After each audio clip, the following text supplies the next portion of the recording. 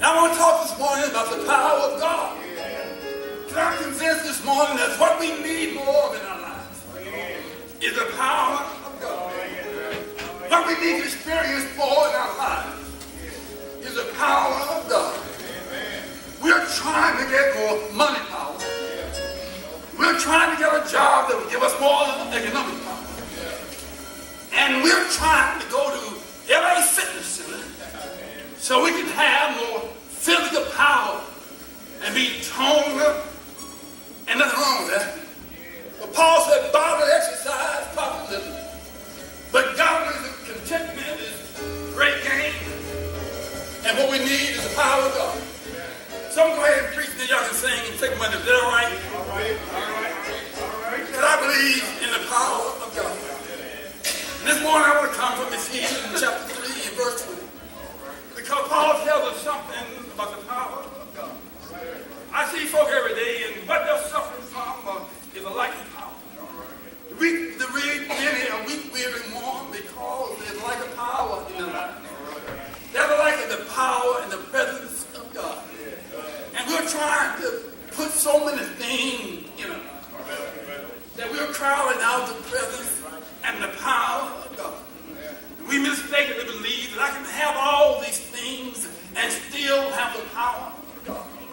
But the more things we put in our lives, the more it crowds out the power of God. The more stuff we pursue in our lives, the more it crowds out the presence of God. There's something God just not going to be in the presence of. There's just something God's not going to put up with. There's just something God is not going to deal with. And so as I was meditating about today, and I was thinking about what is needed most in my life, and what am I trying to achieve and to gain most in my life. But as I look around me and I look at what's going on in our lives, and in our homes, and in our relationships, when I look at how we are trying to rear our children and provide for our families, it occurred to me, Brother Ken, that something is missing. And what is missing is the realization and evidence of the power of God. You see, when you're weak, weary, and worn, somehow that said, I'm not connected to the power of God. And don't be ashamed and be afraid, because all of us at one time or another have been disconnected from the power of God. But I'm convinced today that we're going to get better and do better and be better. And if we're going to have better things and do better things and have better experiences, we're going to learn to depend on the power of God. In our text this morning, Paul talks about the power of God. In Ephesians 3:20, he writes to the church at Ephesus, and he tells them, now to him that is able to do exceedingly abundantly above all that we ask or think. He said, all power is in the hand of God. And he can do exceeding abundantly. Tell me, they can come on in. He can do exceedingly abundantly above all that we ask or imagine. What we want. And we have to stop remembering God is just what we ask. Because God can do more than what we ask. You know, right? And God can do more than what we think. My mind is too limited to be able to comprehend all that God does. And my thoughts are too short to be able to understand it all, God. I don't want to limit God to just a house. And I don't want to limit God to just a car. And I don't want to limit God to just a job. But I want God to have the power to do anything, everything that he wants to do in my life. Remember a few weeks ago I said we need to build a big circle. So God can put more of his power and presence in our circle. We need to stop shutting folk out and shutting God out and shutting things out, and drawing those circles around our lives. And open up ourselves to the power of God. Open ourselves to prayer and worship. Open ourselves to faith and thanksgiving. Open ourselves up to let more God in and more of me out. Because in our text this morning, now to him that is able. The him is not your mama. The him is not your daddy. The him is not your husband or your wife. And the him is not your children. Now to him that is able to do exceedingly abundantly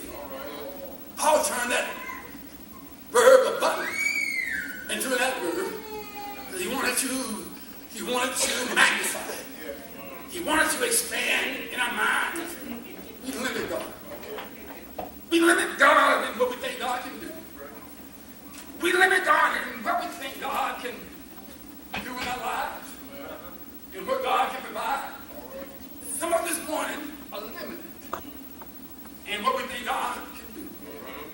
We're discouraged because we think God can't fix that family problem. We think God can't fix that job problem. We think God can't fix that husband or wife or children problem. You see, if you're bothered about it, then you're not sure God can do it. We're living in the power of God. If you're upset about it, you don't really believe. Because why are you bothered about something that don't bother you? I call it mine, don't matter. I don't mind because it doesn't matter. I don't mind because it doesn't matter. Because the power of God can fix stuff that I can't fix. Change stuff. And our text says, now to him that able to see abundant above all that ask or imagine, according to the power that works in us. And I want to use a thought this morning. It is you, because the power is in you. It is you, because the power is in you. Too often we blame other folk for what happened to us in our life. We blame other folk for bothering us. We blame other folk for worrying us. We blame other folk for talking about us and picking at us, and we're constantly bothered by what other folk do. May I say this morning, Paul says, we have the power not to be bothered by folk. And the power is in you. You see, we can't be responsible for what other folks do. And we can't be responsible for what other folks say. And we can't be responsible for how other folks live and what they do in life. But certainly we have the power not to be bothered. We have the power not to be angry. We have the power not to be frustrated and irritated. And that power is in you. We blame other folks for our situations. My supervisor is holding me back. My sister won't share with me what mother left. And the folk at church don't greet me. And they don't see me as a sister or brother in the Lord. Well, the power to not be bothered by them, and the power to love them that don't love you, the power is in you. And so if you're bothered about things and worried about things and frightened about things, it is you and not things, because the power is in you. You have to understand the power to be able to rise above things, to be able to overcome things, and the power to be able to deal with things is in you. Nobody has the power to stop you from loving God. Nobody has the power to stop you from honoring and living for God.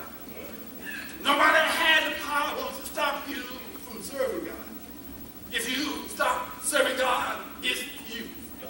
Because the power to serve is in you. If you stop teaching, it is in you. Because the power to teach and the gift of teaching is given to you by the power of God. If you stop singing, it is you. Because the power to sing and the talent to sing is given to you by God. And God says, we don't remember anything on the outside. Overcome the power of God that resides in us on the inside. And I think folk would be drawn to us as Christians if they saw the power and the presence of God in our life. How do you know? Because I know that in Paul, in Acts 16, I believe, was in the Philippian jail. And man thought they used the power to constrain him. Man thought they used his power to enslave him. Man thought they used their power to imprison him. Man thought they used that power to hinder him and block him. Brother Paul and Silas had a power in them that called them to sing praise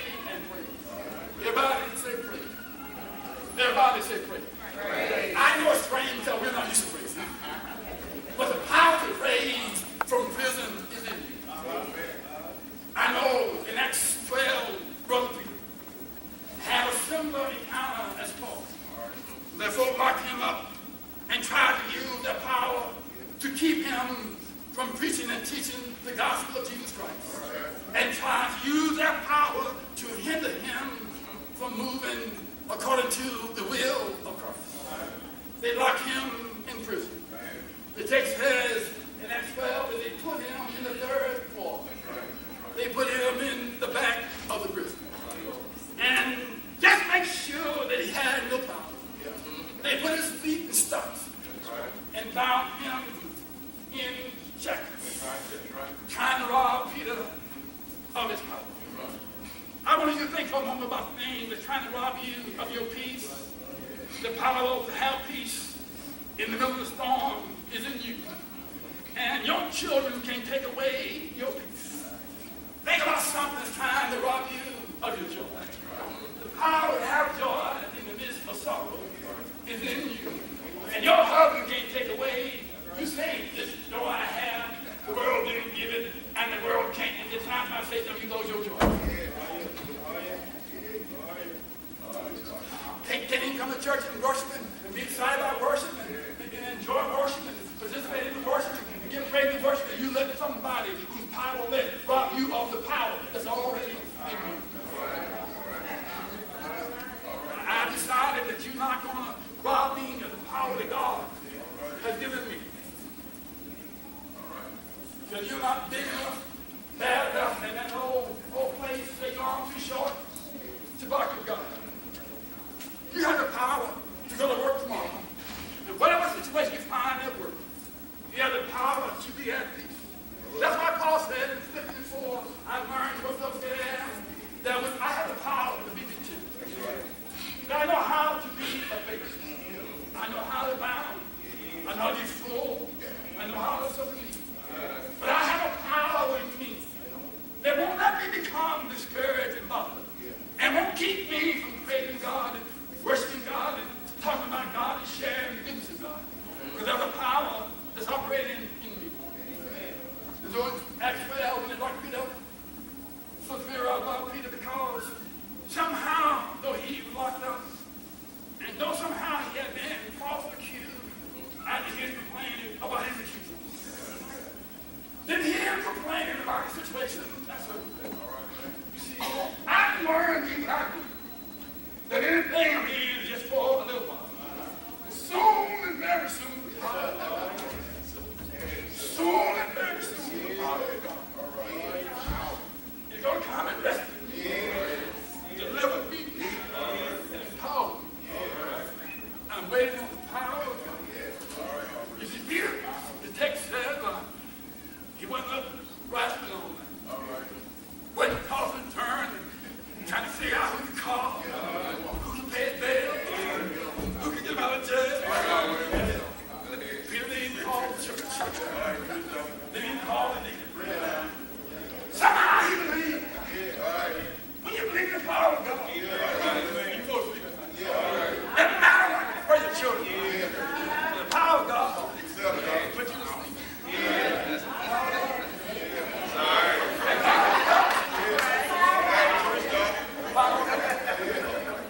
In prison, locked up, didn't call nobody, didn't call the church, didn't get married, didn't go to church and visit. I was in jail, you didn't visit me. I had a need, you to provide for me. Peter believed not the power of the church, but the power of God. That's right, that's right. You ought to shame yourself getting married with somebody that can't help you, you got God. You ought to be ashamed of yourself getting involved with somebody who don't help you. And you got the power of God. Y'all tell the truth about the power of God. My daughter called me yesterday. She said, Dad, I think somebody stole my car. I can't find my car. I'm trying to get Washington. Okay. When you find it, go. What am I doing? She called the police. The police came. They got the power to arrest me, not me. What am I doing? Let me know if Washington. You got my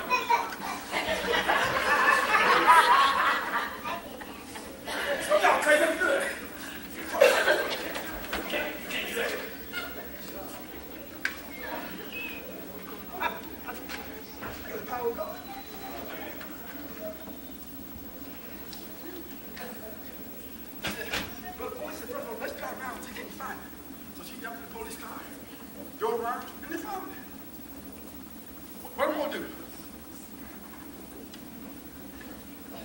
I finished eating my meal at home. Car fire. Cell phone fire. Power of God. Every day we have the opportunity to demonstrate our faith in the power of God or to live out fear. Every day we have the opportunity to trust in the power of God or to trust in ourselves. We need to stop getting bothered with folks. You don't do what we think they ought to do, how they ought to do it, when they ought to do it, because the power of God can handle those things. The reason you argue with folks because you don't believe in the power of God. It takes a strong person to hold the power. Weak folks like to handle it. I empty wagon. My teachers say, make what? Make a lot of noise. If you ain't got much in you, you rattle.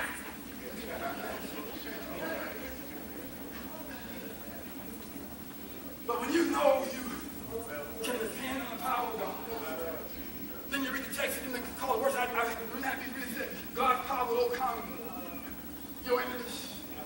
You know the problem with fighting folk? You know the fighting folk? You know what happened? Y'all painting folk and God come out and slap them and he slapped you because you tied up with them.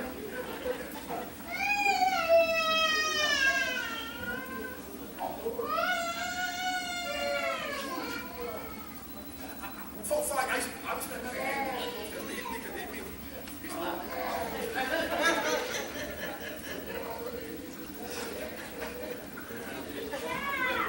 I've seen folk cut when they do fight. I've seen folks shot. And I'm weak, I'm behind the table. On the table behind the wall. One night I was inside the club, man walked in and said, hey, Storm, don't worry. I'm ready right back. Don't worry, I'm done. I don't want to sit there and be bad.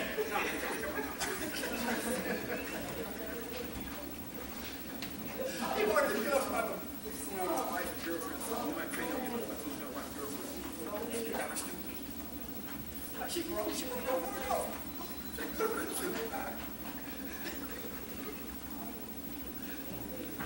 He like, I'm right over.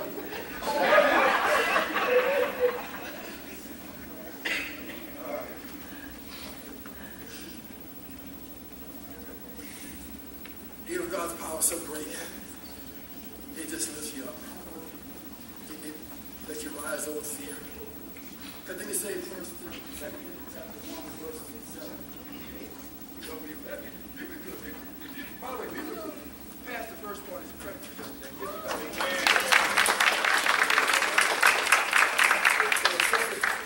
57 questions on the exam, and be for answer every one of them correctly.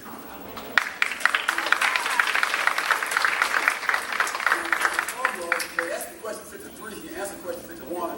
They asked me question 51, he answered 53. you had it down. Whatever you asked, I got to answer. It may not be the one you're looking for, but it's the right answer. And on Friday at 6:30, you'll be preaching. It's ordination. So, we're going to be there. See the power of God grow. I've seen him grow a lot in the last several years. Thank God for him. Amen. That makes everybody good.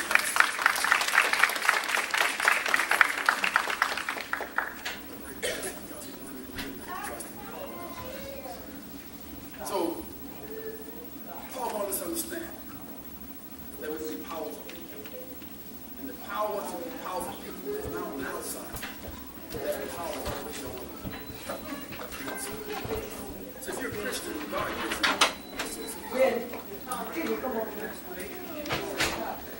But you shall receive. That word power.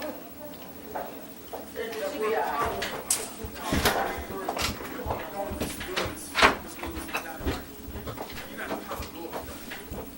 You got the power of Lord for you. You got the power of Lord for health. You got the power of Lord for heat. You got the power of Lord for food.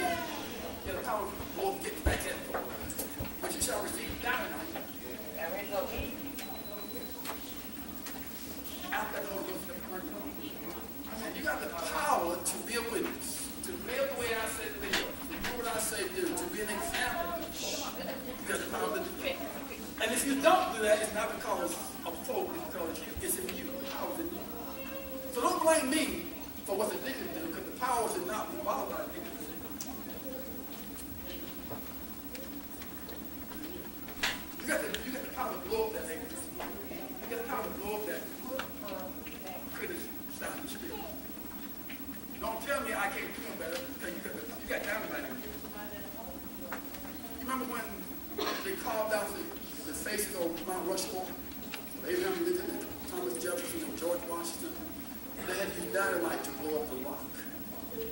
something out of that rock. God is giving you dynamite to blow up the rocks of doubt and fear and anger and sin so he can make something out of you. You have the power. And the power is in you.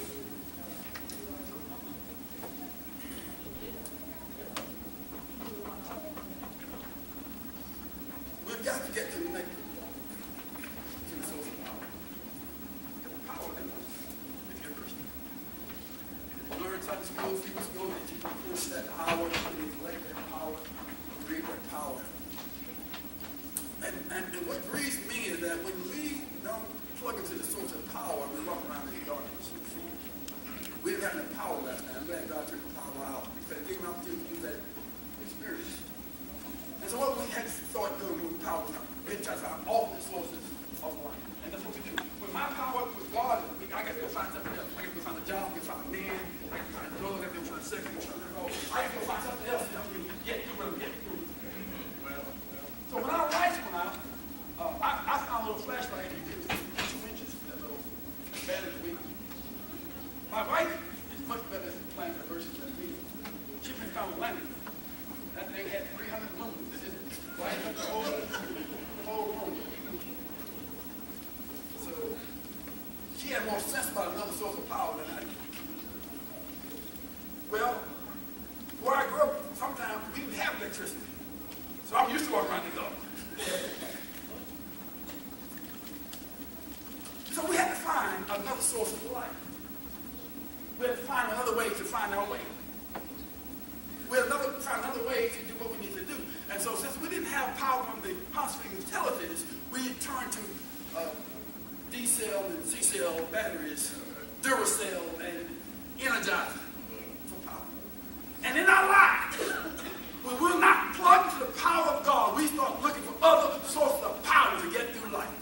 And to handle life's problems and handle life's challenges. And just as those lights were not powerful enough and long-lasting enough to provide us power every day, neither are those things that we pursue in life powerful enough and long-lasting enough to give us the power we need to get through hurt, fear, doubt, anger. In fact, those things deceive us. Y'all talk about deception today. They make us think they're good alternate sources of power. Until we discover that power didn't really provide for us what we were looking for. And so if we're not plugged in the power of God, you look for other sources of power. The second problem we have when we're not hooked up to the power of God is that we're limited in what we can do. You see, walking around last night with those lights, we couldn't do as much as we wanted to the power of God. We couldn't see as far. And so you had to be more careful in what you did. And you had to limit what you could do. And many times the reason we're limited in life and frustrated in life and aggravated in life and feel constrained and hemmed in is because we're not plugged into the power. If you're restless right now, man, it's because you're not plugged into the power. I don't mean all nobody over myself, but if you're restless right now, it's like you can't be plugged into the source of power and not be at rest. If you can't sleep at night, it's because you're not plugged. Jesus said in Psalm 127, for so he gives his beloved sleep. If he plugs into you, he brings sleep.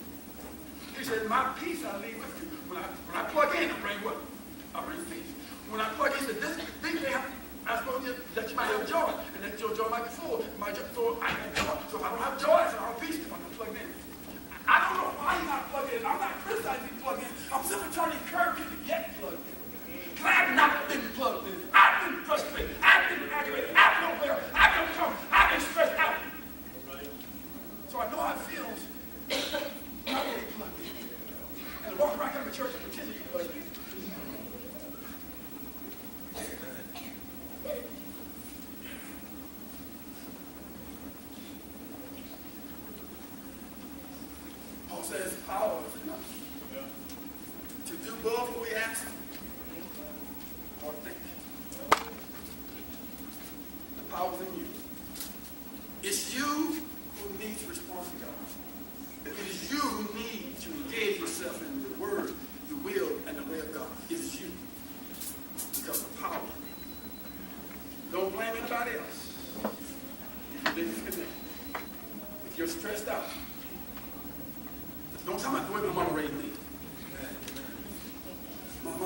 as well as she could with what she had and what she knew. But what I did with my raising is up to you. And I have the power to use that raising in a positive way. Or I have the power to use that raising in a negative. But my mom was not responsible for what I became or what I did. My dad is not responsible for what I become, what I did. I get the power to overcome a bad habit. That's right. Jesus had a bad habit.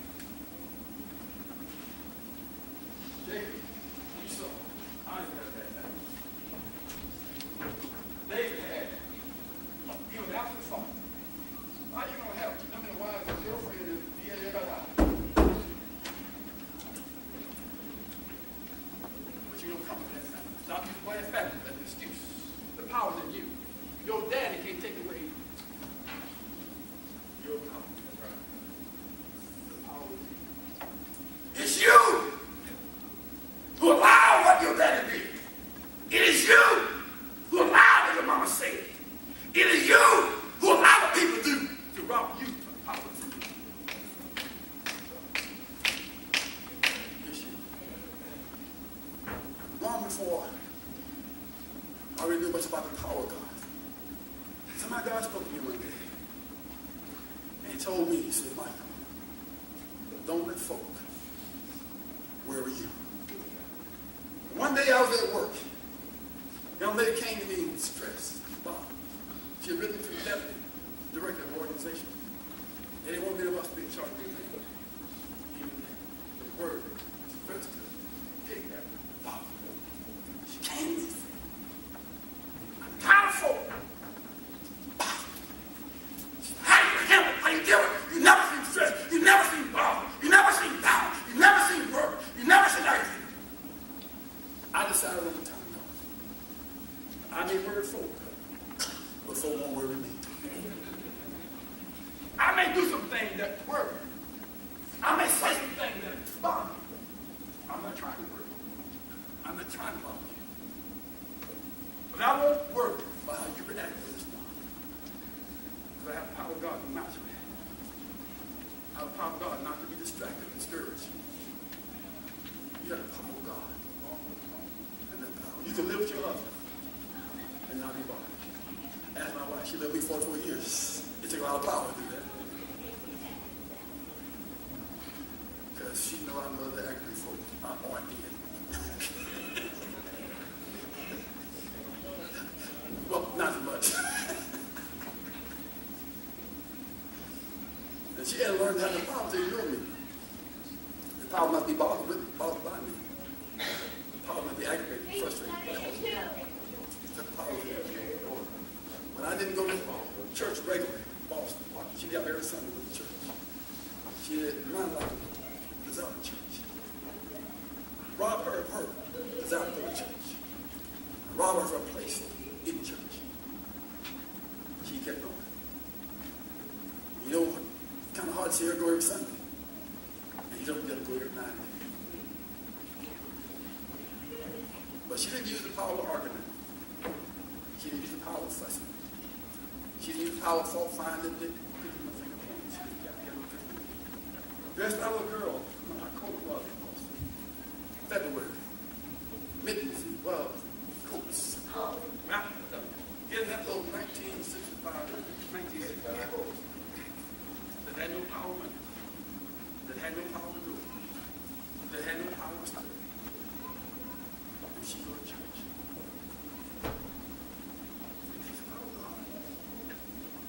Keep going. When others don't. But you got the power in it. Power.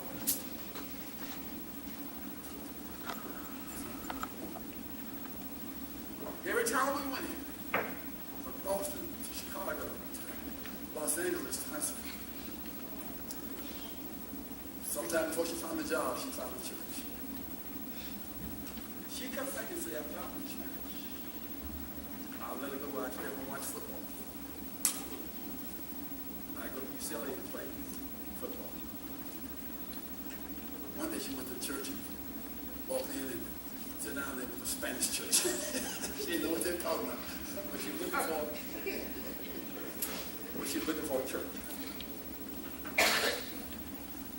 The power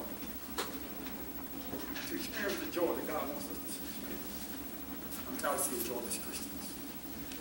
The power to experience peace. Sometimes seeing restless, frustrated Christians. The power to experience love and to love is in us. Now to him that is able. What do you want God to do? Something exceedingly abundantly. What we can ask or think? Well, according to the power, it's working through us. Before Paul got to the last part of chapter 3, he talked about how they plug into the power. I'm not going to talk about that today. Some of y'all have a power stage too long. Your power cell real short. Your attention span is real short. You're ready to go back into those things robbing you of your power. Rather than stay here and learning how to plug into the power. You'll go back to and face those things with a lack of power. You got frustrated by those things, aggravated and hurt by those things because you don't have the time to spend much time plugging into the power. You're ready to go plug back into things. The very thing is robbing you of your power. The very thing is robbing you of your peace, your joy, your long suffering, your gentleness, your goodness, your temperance, your faith. The very thing that's robbing power that God wants you to have, things you're ready to run back to get connected to. If you go back to those things, you face them with frustration, with fear, with anger, hurt, with weariness, weakness. The power to overcome. That's why Paul said in 1 Corinthians 15 today, be steadfast. Get power, be steadfast. Unmovable. Get power, under things.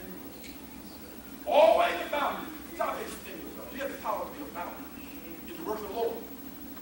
For as much as you know, you're labor. You got the power to be steadfast. These ladies over this corner still have the power to be steadfast. They still plugged in. They have power. They still have peace. They're with families. They're with children. They're with needs. Medicare. Still, yes. That takes power. That takes power. We all not ever feel we're too powerless to do good. And do good things. Things I know for. I know that question. Doesn't you gave something to those, you gave something for, you gave something for, but you got the power to do more. You got the power to be awesome. You got the power not to just and Paul says in Galatians 6:9, be not weary.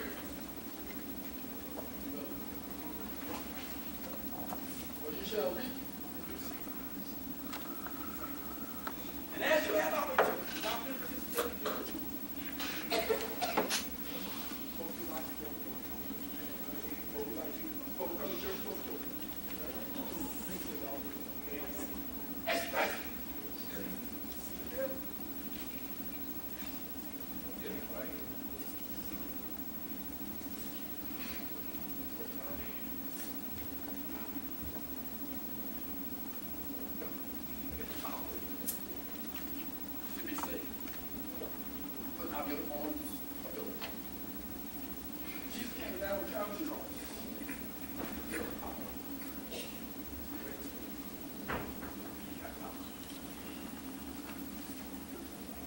all powerful. But he let them drag him from the judgment hall to judgment hall.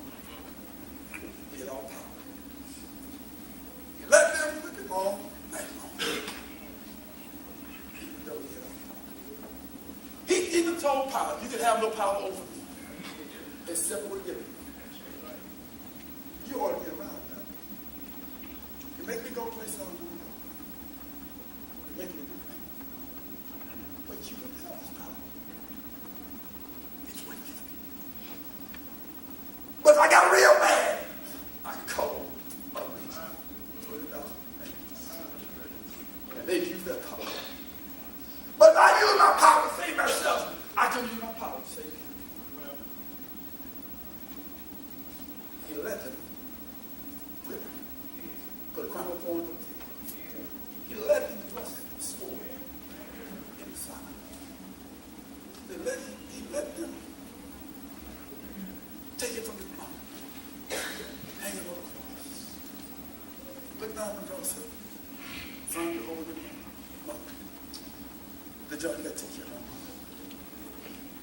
use my power to come down and help my pain, I can't use my power to break the power of sin. They like that. He uses power to heal others, save others. But he can't save himself. He wouldn't use his power. He let them wrap him in grave clothes and put him in the body. Steal him. Let him steal him in the truth. He wouldn't use his power. What's going on with that? My God, my God. That's it. Daddy, it's in my hand. I can't get nothing. But I want you to come off this cross. Because if I use my power to save me, I can't use my power to save others. If I don't break the power of sin, the power of sin will overcome others. If I don't break the pills of sin, the pills of sin will overcome others. But on that third point, he said that roll all power in heaven and in the earth is given unto me. And he said, you're going to receive power. The same power that raised from the dead is the same power. That's why he said, behold, I won't use my power to break in your house. I'm not going to do like robbers. Behold, I stand with your body. Revelation 3:20. If any man will open up to me, if you use the power of your spirit right now, I'll come into you.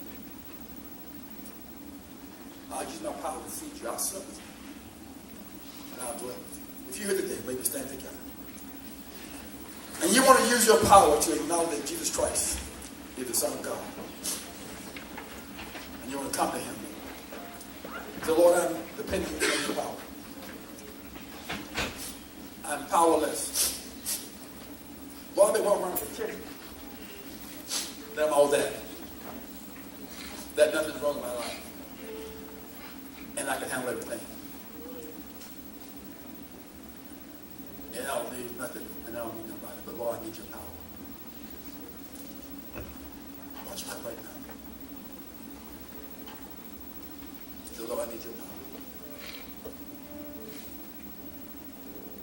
I need your power. I'm struggling with life. I'm struggling with sickness. I'm struggling with jobs.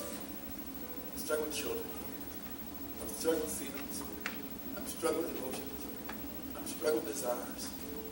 I'm struggling with anger, frustration, fear, doubt, Lord, I need your power. Watch you come back now. So Lord, I need your power.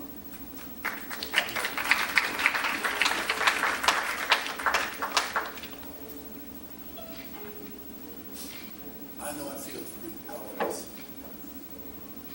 I know I feel to be struggling. And I thank God that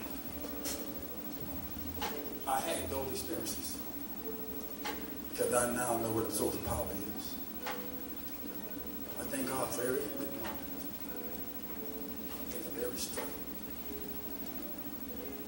I think of every time I fell down. Because now I know the source of power. I'm not afraid that I'm getting closer to the source of power. I thank God that I'm getting closer. That I'm drawing closer. I'm getting closer to the power. I'm not the Hoover Dam to see all that power. But that the power greater than Hoover Dam. As powerful as Hoover Dam is, miles from Las Vegas, and it can power a whole city with its power. Powerful Hoover Dam lights up the street. Yeah, y'all be down there. Don't pretend y'all in the church. Keep it down the street. Amen. Been to Venetian and Parisian, New York, and Circus Circus. Bellagio, I've been there. I know what they do. It's a powerful woman man. Lights up together. The power of God comes out of your life. You can't say I got the power of God, I'm in darkness. You can't say I got the power of God, I'm in fear. Love is more powerful than hate. Martin King said love is more powerful than hate.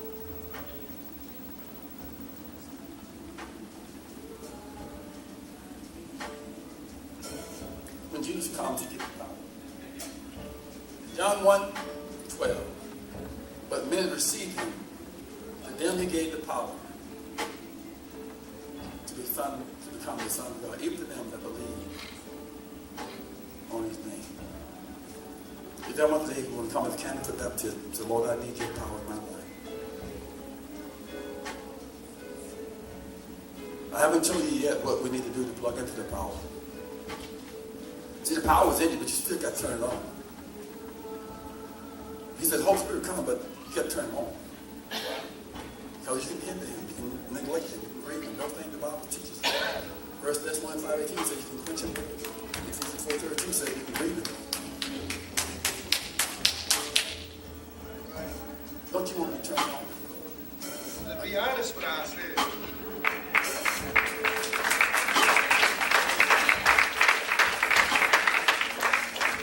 I deal with worry. I deal with fear. You just got to be honest with what I said. I can't continue to walk around. Everything ain't all right with me. Yeah, I fear. I worry, I have doubt. But he just spoke with us this morning about the power of God. We got to unlock that power. Yeah, I fear, I have doubt, I worry.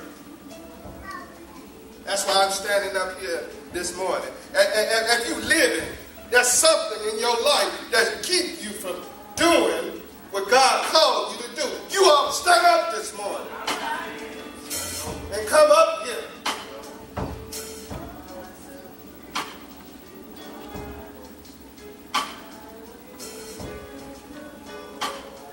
Because everything ain't all right always. But we serve a God who is able.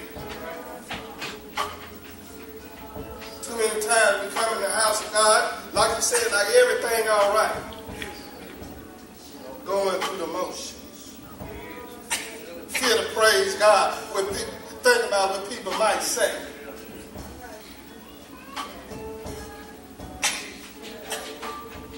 Just be real. And I believe if we be real, God can bless us more abundantly than we ever think or ask. People are hurt.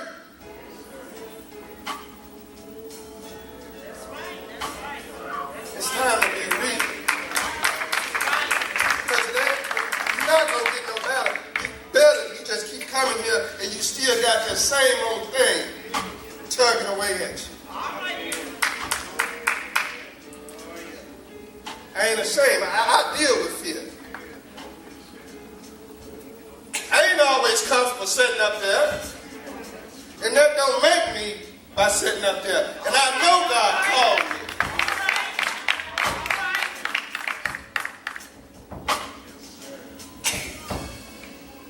All of us. If you live it, there's something that's blocking that power of God from coming out of you. He didn't call us to just reach ourselves, but to reach others as well. With the power and all glory and credit and praise goes to him. These past few weeks, I had doubt. I had fear. But the power of God, the power of God, with me. It's the power of God. But I continue to pray about my doubts and about my fears. And I believe that he's going to take care of it. So we just got to be honest with it ourselves. God bless you. Amen.